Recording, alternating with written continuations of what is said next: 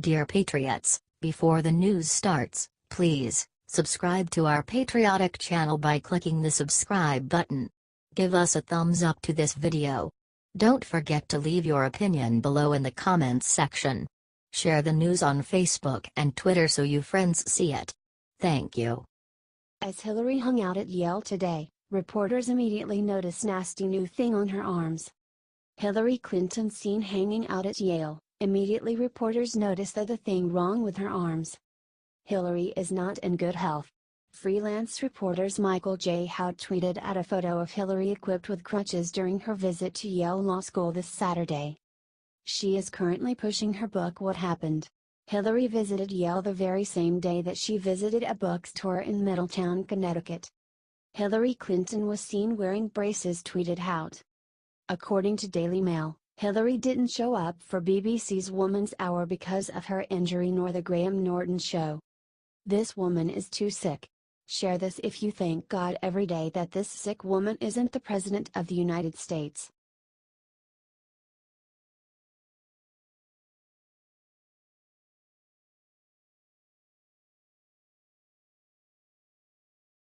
New FBI chief Ray just dropped Comey's biggest secret he never wanted getting out. President Trump chose Christopher Wray to head the FBI, when he decided to axe James Comey in June. Wray has been doing a great job, too.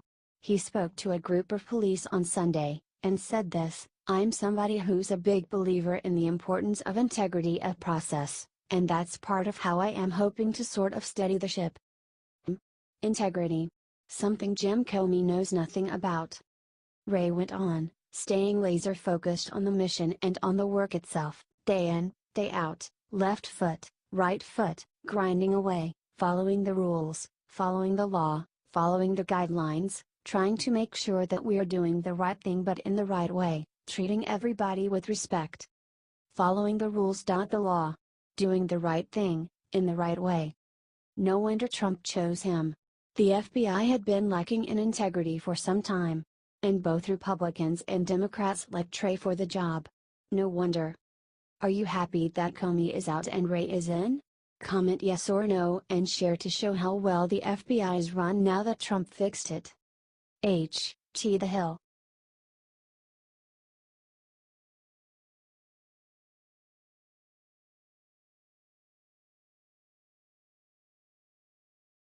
The NFL doesn't want people to see the hellish thing in the middle of this photo. It's awful. Several NFL stadiums are totally empty as of post-kickoff as the national anthem controversy has reached week 7. This is horrible for the NFL. They are going to need to start charging half price for their tickets cause they are in trouble. Check this out. This is what the Hard Rock Stadium in Florida looks like. The New York Jets are playing the Miami Dolphins. The Cleveland Browns played against the Tennessee Titans and there are so many empty seats. It almost looks like a Hillary Clinton rally with how little people are there. Take a look at how weak the show out was as the Chicago Bears play the Carolina Panthers. If the NFL thinks that Americans wouldn't stop watching games after they disrespected our troops, then they are thinking differently now. Holy crap.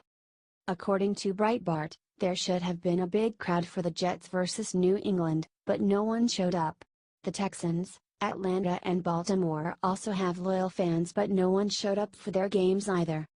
According to The Week, 60% of working-class Trump voters now see the NFL in a bad light.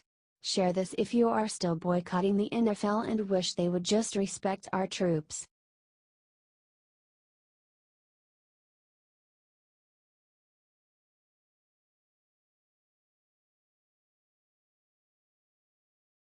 Pence's new big announcement will make every American smile. The Pence family has a whole lot of heart, and Vice President Mike Pence's wife Karen Pence is no exception. The Second Lady announced her new art therapy initiative on Wednesday, October 18th. The initiative will be called Art Therapy, Healing with the Heart. Pence was visiting Florida State University's nationally recognized art therapy graduate program when she made the announcement and later spoke to clients and therapists at Canopy Cove Eating Disorder Treatment Center about art therapy. While at FSU she said, It is evident when I visit art therapy programs across the United States and world, that art therapy is making a positive difference. From children with cancer to struggling teens, to grieving families, to people with autism, to military service members experiencing post-traumatic stress disorder, to those with eating disorders, art therapy is changing lives. Pence is an art teacher and an artist, but she became involved in art therapy after visiting Tracy's Kids, a nonprofit helping children cope with severe illness. From then on, she became inspired and joined Tracy's Kids' board of directors. Pence wrote in a White House statement, "Art therapy, according to the American Art Therapy Association, is a mental health profession that uses the creative process of art making to improve and enhance the physical, mental, and emotional well-being of individuals of all ages. Art therapy is when you're actually working with a trained therapist. It is not arts and crafts. Do we have some awesome people in the White House or what? The Pences are devout Christians, and this caring and compassionate act is just one more example of their faith and good works. Mental health is important, and people should be encouraged to seek out treatments in new and innovative ways to get them on the path to wellness. Naturally, the mainstream media is never going to play up the nice things going on in the Trump administration. That's why we're asking you guys to share this far and wide. HT White House.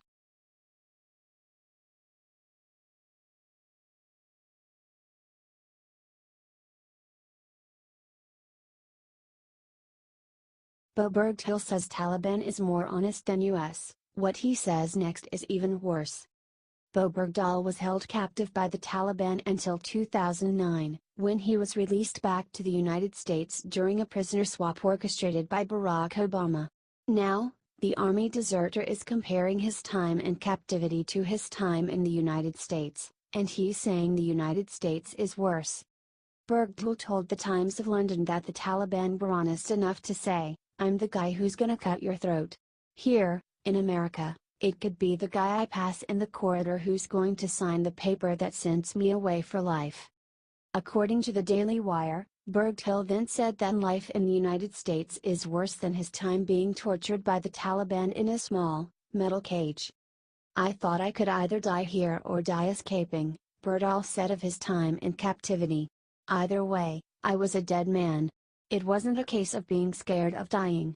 It was a case of embracing the fact that I was a dead man." If living in the United States is worse than that, Bergdahl should offer to go back. Something tells me the traitor wouldn't follow through, even if he deserted the United States once already. Comment, go back and share if you're ashamed of Bergdahl's disgusting remarks. If he doesn't like the American justice system, he doesn't deserve it.